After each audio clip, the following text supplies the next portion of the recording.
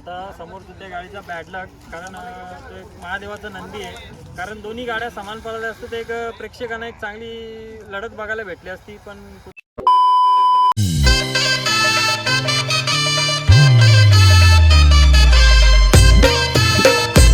तर गाईच आपल्या समोर आहे आता पालेगाववाल्यांचा वादल. आता शर्यत झाली, आता त्यांची छोटीशी एक मुलाखत घेऊ. नमस्कार. पुन्हा बादल आता सज्ज झालेला आहे मुंबईच्या बिंजोर गाजवायला आणि आज पण एक अतिशय चांगली गाडी झाली. पण मी आज तुमची मुलाखत घेण्याच्या आधी समोरच्या गाडीचं कौतुक करीन. खूप मोठी गाडी होती पण कुठेतरी त्या गाडीचा चक्र तुटला. पण प्रेक्षकांना एक पाहण्यासारखी लढत झाली असती.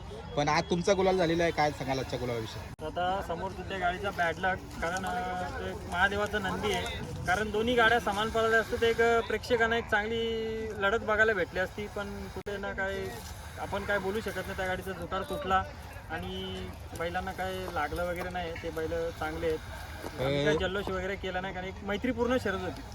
आजच्या या नियोजनाविषयी सांगा ना, कारण अतिशय चर्चेत येणारा वासरू म्हणजे स्वामी आणि बादल सोबत पैरा कसा काय जुळून आला त्याचा? नियोजन म्हणजे काल बैलाला आम्ही पत्री मारलेली आणि आज आम्ही एक फेऱ्याच्या नियोजनात आलेलो. पण आम्ही जर विचार करून हे केला की जाऊ दे, फेऱ्याच्या हिशोबाने एक मैत्रीपूर्ण एक लढतच करू. आणि लढत पण खूप चांगली झाली.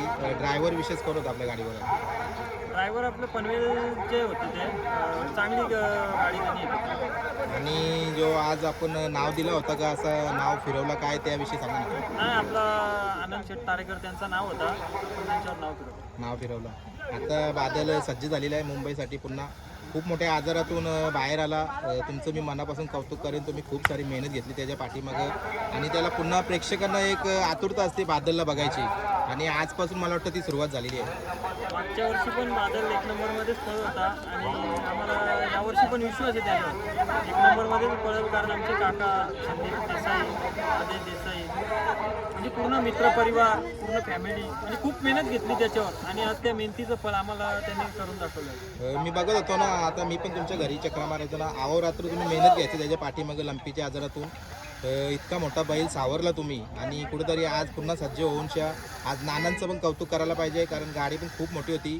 आज त्या गाडीवर तुमचं नाव तुम्ही फिरवला तर कुठेतरी एक पाहण्यासारखी लढत तुम्ही आणलेली. पण ती लढत थोडीशी काही कारणास्तव थोडी एक वन साईड झाली. पण आता पुढचं कसं काय नियोजन असतील बादलचं? दादा धन्यवाद तुमचे पण, कारण जेव्हा बादल आजारीच्या ह्याच्यात सापडलेला, तुम्ही मला तर वाटते आठवड्यातून 1 ते 2 तुमच्या चक्रा व्हायच्या. म्हणजे आम्हाला पण एक चांगलं वाटायचं की बाबा शर्यती क्षेत्र बंद आहे तरी तुम्ही देखील म्हणजे बादलला बघायला यायचे, विचारपूस करायचे, म्हणजे आम्हाला एक चांगलं वाटायचं. आणि मागच्या मैदानात पण एक गाडी पळाली, फेरा पळाला जो आपले स्वप्नील शेठ पवार यांचा सुंदर. ही गाडी पण मला वाटतं अपराजितच गाडी आहे आतापर्यंत ती. काय सांगाल, ती गाडी पण पळवली आणि ती गाडी पण प्रेक्षकांना पाहायची आहे.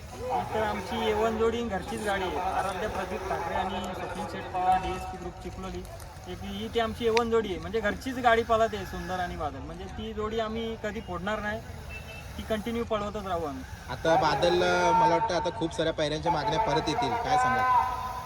आता आपण बादलला एक आरामातच काढणार आहे, एक आठवड्यामध्ये एकदाच काढणार आहे. कारण भरपूर आजारातून उठलाय तो, म्हणून त्याला एक आरामाची गरज आहे त्याला, म्हणून आम्ही आरामात करू. बरोबर आहे. खूप चांगलं नियोजन असतं तुमचं. नेहमी गुलालासाठी तुम्ही येता आणि गुलाल घेऊनच जाता, चांगली गोष्ट आहे. तू काय बोलशील? कारण मागच्या वर्षी तुम्ही पण बघितलं घरचं तुमचं बादल, कुठेतरी तुम्ही पण खचून गेलं होतं आणि पुन्हा बादलने तुम्हाला आता चांगली स्वप्न दाखवले.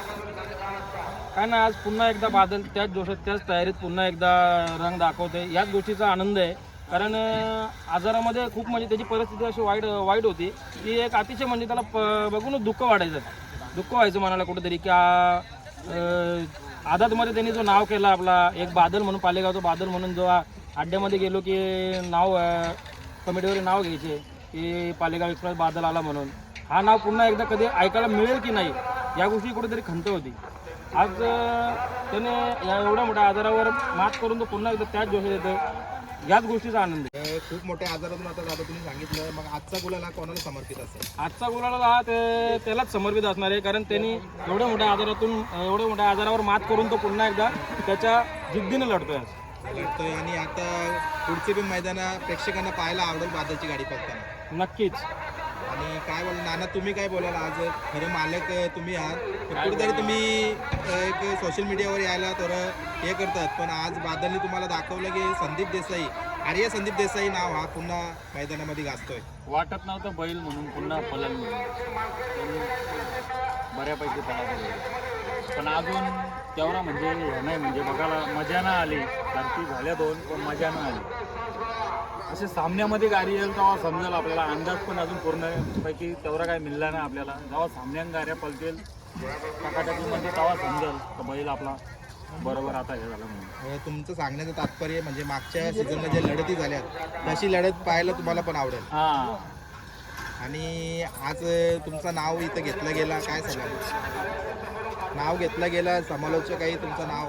हा नाव घेतला म्हणजे आता एक जण तिथे असे 2-4 लोक होती, सुतामध्ये मी उभा होतो तिथे बोलत, म्हणजे पालेगावच्या बादलची गाडी गेले ती बघायची आम्हाला, ती झाली का घरी जाऊ, असं चर्चा चालू होते लोकांची तिथं. म्हणजे आणि आता पुढचं कसं काय नियोजन तुमच्या माध्यमातून? पुढचे नियोजन आता पोरा करते भावाजी, ते पहिल्या प्राधान्य मुलांना. हात लावते.